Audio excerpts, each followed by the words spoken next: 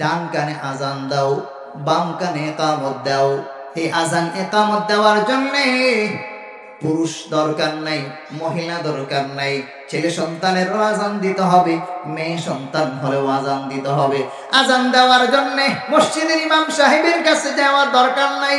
যদি পারো তো নিবা, যদি না পারো হাসপাতালে থেকে তুমি তোমার সন্তানকে ডান কানে আজান দিয়ে দাও, বাম কানে ইকামত দিয়ে দাও। 2 নম্বর আমল হলো সপ্তম দিনে এই সন্তানের নাম রেখে দাও, একটা ভালো নাম রেখে দাও গো। 3 নম্বরে এই সন্তানের মাথার চুল সপ্তম দিনে কাইটা দিবা। মাথার চুল কাইটা এই পরিমাণ স্বর্ণ, চুলের ওজন পরিমাণ স্বর্ণ দান করবা অথবা রূপা দান করবা। এটা যদি পারো তাহলে করে দিবা। এরপরে সপ্তম দিনে আরো একটা আমল আছে, সেটা হলো আকিকা করে দিবা। নিয়ত ঠিক রাখো। নিয়ত যদি ঠিক থাকে, সন্তান পেটে আসার পরে নিয়ত করো, আল্লাহ সপ্তম দিনে আমি আকিকা করে দিব। উল্টা পাল্টা নিয়ত করো না, সিগারেট টাকা জমায়ও না। খোদার কসম করে বলি বন্ধু, যদি আকিকার নিয়ত করো, দান করার নিয়ত করো, সন্তানকে মাকে জবাই করতে হবে না হাসপাতাল নিয়া, বাসার মধ্যে আল্লাহর কুদরতে সন্তান পয়দা হয়ে যাবে।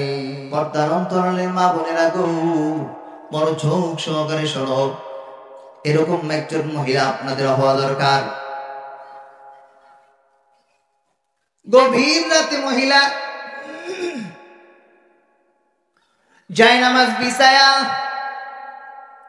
রাতে ইবাদত করে, তাহাজ্জুদ গুজার, আল্লাহকে ডাক দিয়ে বলে মালিক,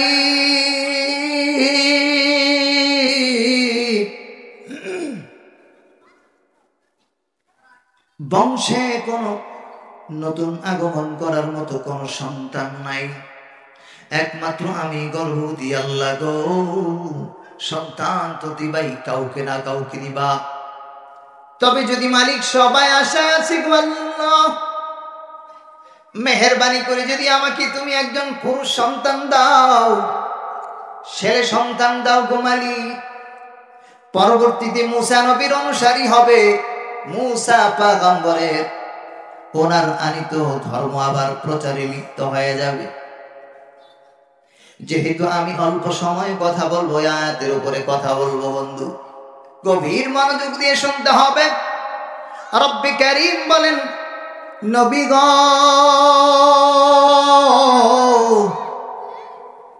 এই মহিলা যখন গভীর রাতে আল্লাহর কাছে দোয়া করে, আল্লাহ রাব্বুল আলামিন মহিলার দোয়া কবুল করলেন।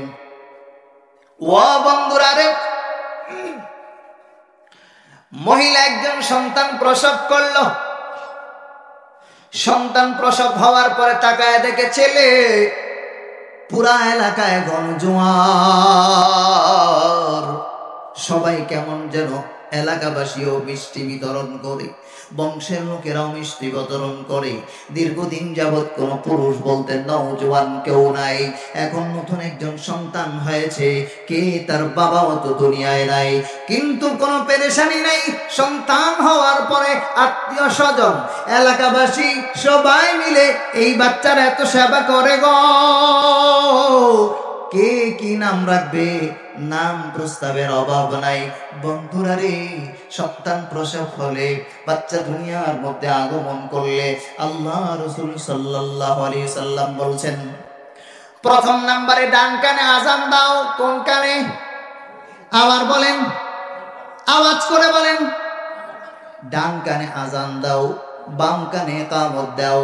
এই আজান ইকামত দেওয়ার জন্যে পুরুষ দরকার নাই, মহিলা দরকার নাই। ছেলে সন্তানেরও আজান দিতে হবে, মেয়ে সন্তান হলেও আজান দিতে হবে। আজান দেওয়ার জন্যে মসজিদের ইমাম সাহেবের কাছে যাওয়ার দরকার নাই। যদি পারো তো নিবা, যদি না পারো হাসপাতালে থেকে তুমি তোমার সন্তানকে ডান কানে আজান দিয়ে দাও, বাম কানে ইকামত দিয়ে দাও। 2 নম্বর আমল হলো সপ্তম দিনে এই সন্তানের নাম রেখে দাও, একটা ভালো নাম রেখে দাও গো। 3 নম্বরে এই সন্তানের মাথার চুল সপ্তম দিনে কাইটা দিবা।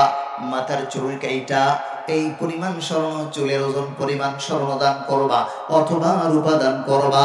এটা যদি পারো তাহলে করে দিবা। এরপরে 7ম দিনে আরো একটা আমল আছে, সেটা হলো আকিকা করে দিবা। নিয়ত ঠিক রাখো।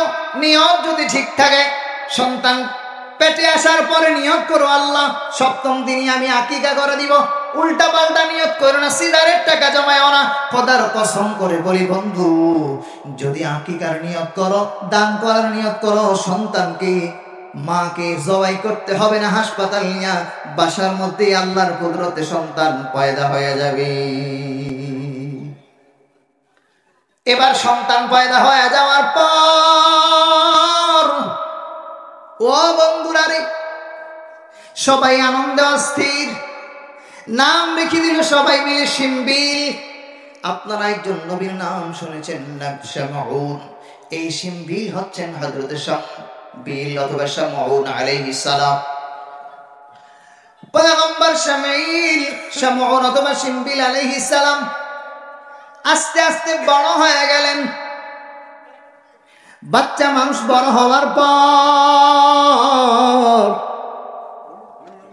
বড় হয়ে গেলে উনি যখন আল্লাহ রাব্বুল আলামিন নবুয়তি দান করলেন, এইবার বড় হওয়ার পরে ইসলাম প্রচার করা শুরু করে দিলেন।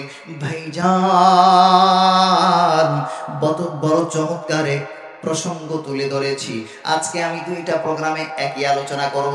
এখান থেকে শুরু করব, ওখানে যেও শেষ করতে পারবো কিনা সন্দেহ আছে। শুধুমাত্র আয়াতের অর্থ যদি বলে যাই, 12টা আয়াত আল্লাহ রাব্বুল আলামিন নবী শিমবিল আলাইহিস সালামের ঘটনা বর্ণনা করতে দিয়ে বলেছেন। আল্লাহ রাব্বুল আলামিন এই আয়াতের আলোচনা করতে শুরু করলাম বন্ধু। নবী শিমবিল আলাইহিস সালাম বড় হওয়ার পরে ইসলাম প্রচার করা শুরু করে দিলেন। শুধু নবী শিমবিল ইসলাম প্রচার করেছেন তা না, আদম আলাইহিস সালাম থেকে যত নবী আল্লাহ রাব্বুল আলামিন দুনিয়ার জমিনে পাঠাইলেন, সকল নবীরা অন্য কাজ করুক আর না করুক, ইসলাম প্রচার করছে, এ ব্যাপারে কোনো সন্দেহ নাই। সুতরাং দাওয়াত দেওয়া, সমস্ত নবীরা দাওয়াতের কাজ করেছে। কিয়ামত পর্যন্ত যত মুসলমান আসবে, প্রত্যেক মুসলমানের দায়িত্ব হলো আল্লাহর দ্বীন প্রচার করা। কথা বলেন ঠিক না বেঠিক? সূরাতুল মাইদা আল্লাহ রাব্বুল আলামিন বলেন, ইয়া আইয়ুহার রাসূল বাল্লিগ মা উনজিলা ইলাইকা মির রাব্বিক ওয়া ইন লাম তাফআল ফামা বাল্লাগতা রিসালাতা ওয়াল্লাহু ইয়াসিমুকা মিনান নাস। আরো জোরে বলেন আল্লাহু আকবার। ওয়া বন্ধুরা রে, শিমবিল আলাইহিস সালাম যখন ইসলাম প্রচার করা শুরু করে দিলেন, মানুষ কিন্তু এতদিন বেড়ে খাইতো, মানুষ কিন্তু এতদিন মূর্তি পূজা করত, মানুষ কিন্তু এতদিন গাঞ্জা খাইতো। যখন উনি বুঝাইলেন এগুলো অন্যায় কাজ, মানুষের জমিন দখল করা অন্যায় কাজ, এগুলো প্রচার করা যাবে না, এই সমস্ত সন্ত্রাসী করা যাবে না, চাঁদাবাজি করা যাবে না, যে লোকগুলো আপন ছিল এরা নবী শিমবিলের বিরোধী হয়ে গেল। উনি যত ভালো করে বুঝায়, এরা শেষ পর্যন্ত দাবি করে বসলো, আমরা স্বৈরাচার জালেমের বিরুদ্ধে প্রতিবাদ করতে পারি, তবে তুমি তো মোল্লা মানুষ, তোমাকে দিয়ে হবে না। কি করতে হবে? কোরআনে আল্লাহ বলছেন, এরা একটা দাবি করে বসলো, বললে যদি দাবি না মানো, আমাদের দফা যদি বাস্তবায়ন না হয়, তোমার অবস্থা ভালো হবে না, বেগতিক করে ফেলবো। শিমবিল আলাইহিস সালাম এক পায়ে অটল থাকলেন, আল্লাহর কথার উপরে, আল্লাহর আইন ও কানুনের উপরে অটল থাকলেন, ইসলাম প্রচারে লিপ্ত হয়ে গেলেন। কোন জোর জুলুম, কোন জালেমের রক্তচক্ষু পরোয়া করে নাই।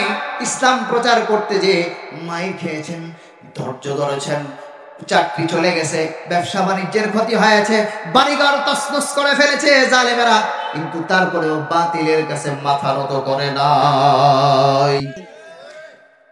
বিপ্লব মানে জীবন দেওয়া, বসে থাকা নয়, সে কোনদিন আসবে না রে, করো যদি ভয়, করো যদি ভয়। বিপ্লব মানে জীবন দেয়া, বসে থাকা নয়, সে কোনদিন আসবে না রে, করো যদি ভয়, করো যদি ভয়। আসবে বিজয়, আসবে বিজয়, রক্ত আর জীবনের বিনিময়। কথা বলেন ঠিক না বেটি? রক্ত ছাড়া কখনো সফলতা অর্জন করা যায় না। আল্লাহ রাসূল সাল্লাল্লাহু আলাইহি ওয়াসাল্লাম নবী শিমবিল দাওয়াত দেওয়ার পর এরা বলল, আপনি হুজুর, মানুষ দিয়ে ঝামেলা করা যাবে না, সন্ত্রাস চাঁদাবাজদেরকে দমন করা যাবে না, কি করতে হবে? তাহলে একজন বাদশা বানায় দেন, একজন নেতা বানায় দেন। নেতাটা কেমন হবে? এরা বলতেছে। আল্লাহ বললেন, ইয ক্বালু লিনাবিয়্যিন লাহু মুবআথ লানা মালিকান নুকাতিলা ফি সাবিলিল্লাহ। এরা বলল, ও নবী শিমবিল, আপনি আমাদেরকে একটা নেতা বানায় দেন, মালিকান একজন বাদশা বানায় দেন। কেমন হবে বাদশাটা? যদি আপনি বাদশা বানায় দেন তাহলে আমরা স্বৈরাচার সরকারের বিরুদ্ধে, অত্যাচারী সরকারের বিরুদ্ধে আমরা আন্দোলন করব। আল্লাহ বলছেন, জালেম যে জুলুম করে এর বিরুদ্ধে আন্দোলন করব, কিন্তু আপনার দিয়ে সাহস পাই না। একজন নেতা বানায় দেন, বাদশা লাগবে, আমিরুল মুজাহিদিন লাগবে, আপনাকে দিয়ে হবে না। নবী শিমবিল বললেন, ঠিক আছে, করে দেওয়া হবে। আল্লাহর কাছে আবেদন জানাইলেন। শিমবিল আলাইহিস সালাম বললেন, আমার জাতিরা রে, আমার বংশের লোকেরা রে, তোমাদেরকে আমি নম্র ভাষায় বোঝানোর জন্য চেষ্টা করতেছি, এরপরেও যেহেতু তোমরা মানো না, আমি বললাম স্বৈরাচারীর বিরুদ্ধে কথা বলতে হবে। জালেম মুসলমানদেরকে নামাজে বাধা দেয়, মাহফিলে বাধা দেয়, মাদ্রাসা করতে দেয় না, মসজিদে বাধা দেয়, কোরআন তেলাওয়াতে বাধা দেয়, এদের বিরুদ্ধে যুদ্ধ ঘোষণা করতে হবে। তোমরা যেহেতু আমার কথা মানো না, বাদশা চাও, কোনো সমস্যা নাই। আল্লাহর পক্ষ থেকে যখন বাদশা নিয়োগ দেওয়া হবে, তখন যদি তোমরা জিহাদের ক্ষেত্রে পিছপা হয়ে যাও, তখন কিন্তু আল্লাহর আযাব চলে আসবে। এরা ডেকে বলল, নবী গো, আমি যে কথাগুলো বলতেছি বন্ধু, আপনার ঘরে যদি বাংলা কোরআন শরীফ থাকে তাহলে পড়ে দেখবেন কথার সাথে পুরা মিল। এটাই আমি আপনাদেরকে শোনাইতেছি। আমি বেশ কিছুদিন যাবত পুরা একদম তাফসীর করতেছি, একদম আয়াত থেকে আয়াত। বাংলা অন্য কোনো কিতাব খুঁজতে হবে না।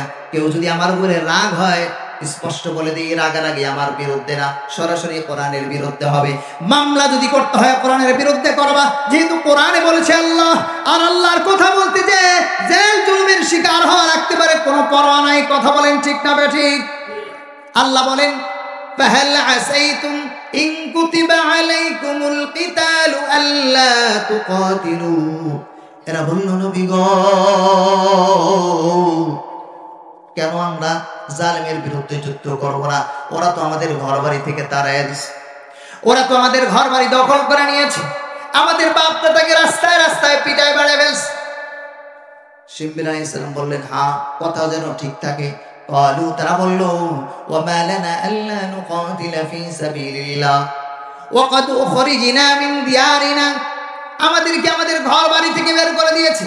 ওয়া আবনানা ওয়া আবনাইনা, আমাদের বাপ দাদাদেরকে বাড়ি থেকে তাড়াইয়া দিয়া জায়গাগুলো দখল করে নিয়েছে। ফালাম্মা কুতিবা আলাইহিমুল কিতালু তাওয়াল্লাউ ইল্লা ক্বালিলাম মিনহুম ওয়াল্লাহু আলীমুম বিল যালিমিন।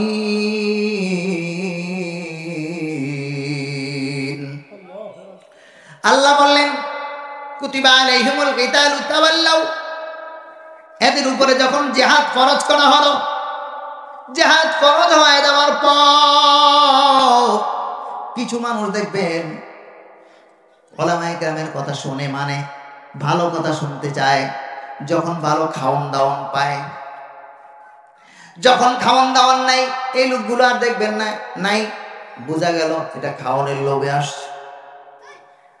শিমবিল আলাইহিস সালাম যখন জিহাদ ফরজ করে দিলেন, প্রথমে বলছে, হ্যাঁ হুজুর, আপনার সাথে আমরা আছি। কিন্তু যখন জিহাদ ফরজ হয়ে গেল, অধিকাংশ লোকই পালায় গেছে।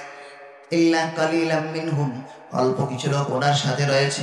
ও বন্ধুরা রে, وقال لهم نبيهم إن الله قد بعث لكم طالوت ملكا। এবার শিমবিল আলাইহিস সালাম বললেন, আল্লাহ রাব্বুল আলামিন তোমাদেরকে একজন বাদশা দিবেন, রেডি হও। এখন বাদশা হইতে হইলে, প্রেসিডেন্ট হইতে হইলে নির্বাচন দরকার আছে না নাই? কথা বল, আছে না নাই? কিন্তু নির্বাচন দিতে গেলে আবার ঝামেলা। তত্ত্বাবধায়ক দাও, এই দেও সেই দাও। এই দল করবো, এই প্রেসিডেন্ট মানি না। কেন মানি না? দিনের ভোট রাতে হয়েছে। আরেক দল করবো আমরা এমনি মানি না। কেমনি মানো না? কামগো এলাকার লোক না, এই জন্য মানি না।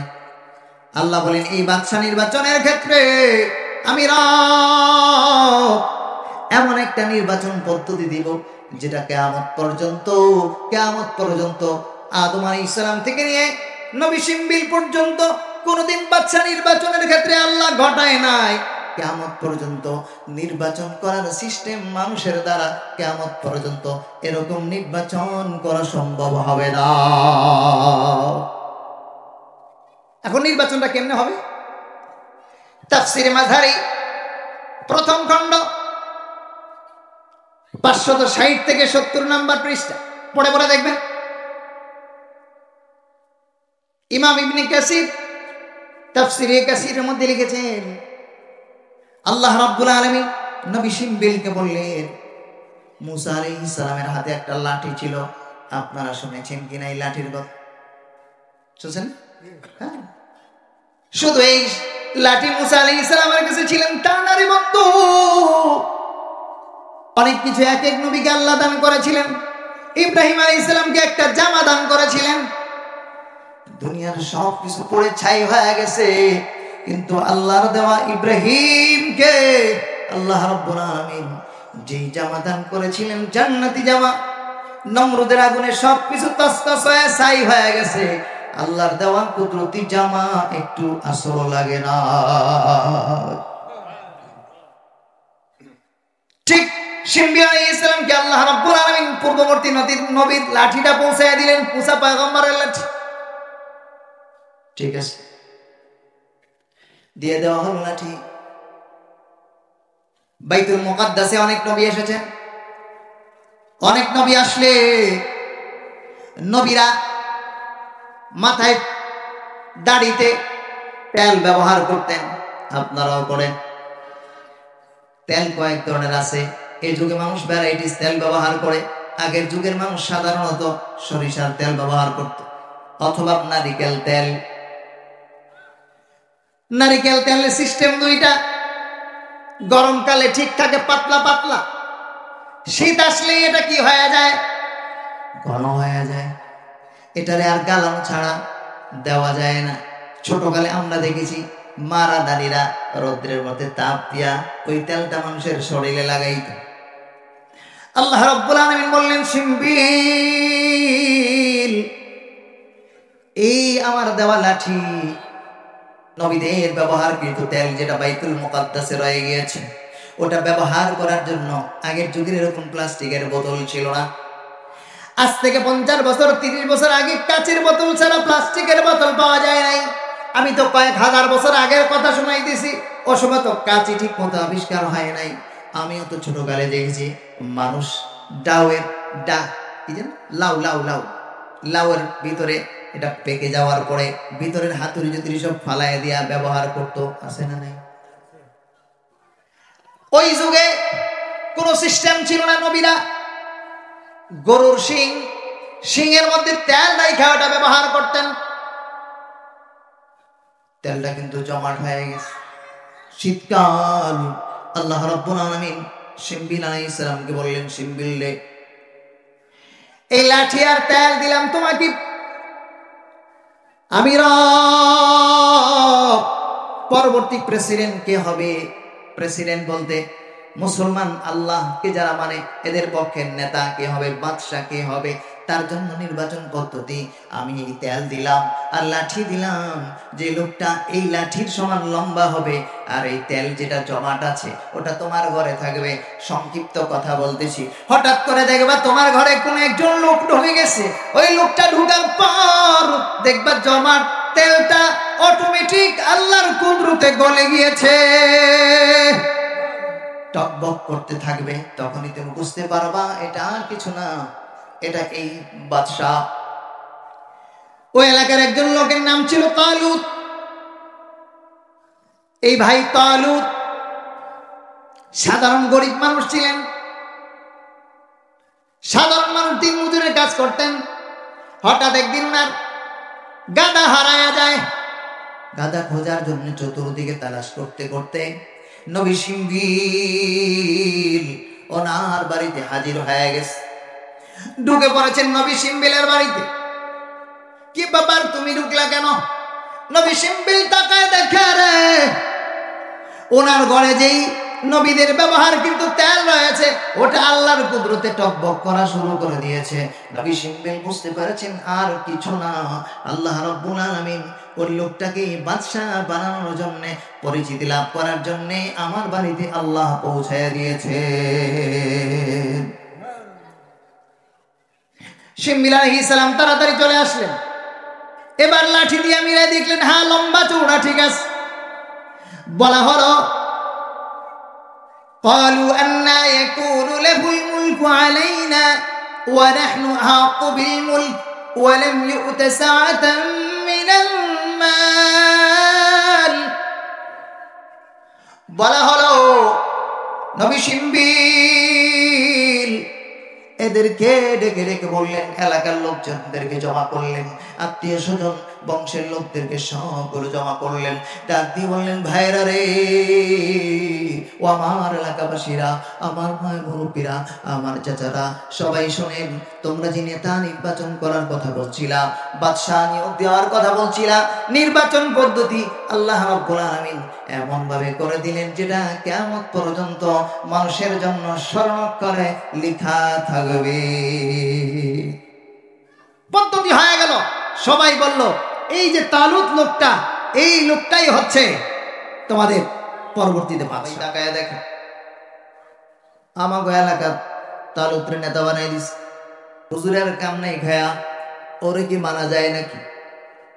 আমরা হলাম চৌধুরী বাড়ির লোক, পয়সা বলা বাড়ি তিনতলা, ও গরিব মানুষ তোর নেতা বানাই দিলে হলো নাকি? লাগছে নি? বেশ আছে না নাই? নেতা টাইপের লোকগুলো মনে করেছিল আমাদেরকে নেতা বানাবে, পয়সাওয়ালা লোকগুলো মনে করেছিল আমাদেরকে নেতা বানাবে। কিন্তু কাকে নেতা বানালে ভালো হবে জানেন কে? আরো জোরে বলেন, জানেন কে? আল্লাহ রাব্বুল আলামিন নির্বাচন পদ্ধতির সিস্টেম পাল্টায় দিলেন। তালুতকে বাদশা বানানোর পর এইবার এরা যখন অরাজকতা সৃষ্টি করতে লাগলো, না না কোনো মানে তালুতকে আমরা মানতে পারি না। আন্না ইয়াকুনু লাহুল মুলকু আলাইনা ওয়া নাহনু আহাক্কু বিল মুলকি মিনহু ওয়া লাম ইউতা সাআতাম মিনাল মাল। কেমনে তারে মানবো? ওর চাইতে তো বংশের দিক দিয়ে আমরা বড়, ওর চাইতে পয়সাওয়ালা হিসাবে আমরা বড়, আমরা তো ধনাঢ্য মানুষ, বংশের পোলাপাইনও বেশি, ডাক দিলেই তো 50টা লাঠি বের হয়ে যায়, ও ডাক দিলে তো 2টা লাঠিও বের হবে না, ওকে কেমনে নেতা মানবো গো? পয়গম্বর শিমবিল ডেকে ডেকে বললেন, মানা না মানা তোমাদের ব্যাপার, কারণ নেতা তো আমি বানাই নাই, নেতা বানাইছেন কে? আল্লাহ বলছেন। আপনারা হ্যাঁ বললেও ঠিক, না বললেও ঠিক। আল্লাহ রাব্বুল আলামিন সূরাতুল বাকারা 247 নম্বর আয়াত, হাফিজে কোরআন শরীফের 2 নম্বর পৃষ্ঠা 14 নম্বর আয়াত, 14 নম্বর লাইনে আল্লাহ বলেন, ইন্নাল্লাহা আসতাফাহু আলাইকুম ওয়া যাদাহু বাসতাতান ফিল ইলমি ওয়াল জিসম। আল্লাহ রাব্বুল আলামিনের পয়গম্বর শিমবিল ডেকে বলেন, মানুষেরা রে, আল্লাহ রাব্বুল আলামিন ইন্নাল্লাহা আসতাফাহু আলাইকুম তোমাদের জন্য নেতা নির্বাচন করেছেন, ওয়া যাদাহু বাসতাতান ফিল ইলমি ওয়াল জিসম। কেন নেতা বানাইলেন? আল্লাহ বলেন, ওর বুদ্ধি বেশি, ওর জ্ঞান বেশি, ওর দিয়ে ইসলাম প্রচার করা সহজ হবে, ও আমি রব্বুল আলামিনের পক্ষে থাকবে, ও নবীর কথা প্রচার করবে, ইসলামের পক্ষে জিহাদ করবে, ইসলামী খেলাফত কায়েম করার জন্য চেষ্টা করবে, কোন জালেমের রক্তচক্ষু পরোয়া করবে না। এই জন্য আমি মনোনীত করেছি। ওর ভিতরে আমি আল্লাহ রব্বুল আলামিনের কুদরতি জ্ঞান রয়েছে, শরীরের দিক থেকে সুস্বাস্থ্যের অধিকারী, থাপড়ায় 2-4 সোয়া ফেলে দিতে পারবো। যদিও পয়সা নাই, পেরেশানির কোনো কারণ নাই, জালেমদের রক্তচক্ষু দেখা পলায়ন করবে না। এই জন্য আমি রব্বুল আলামিন ওরে নেতা বানাইছি। আল্লাহু ইউতি মুলকাহু মান ইয়াশা ওয়াল্লাহু ওয়াসিউন আলিম।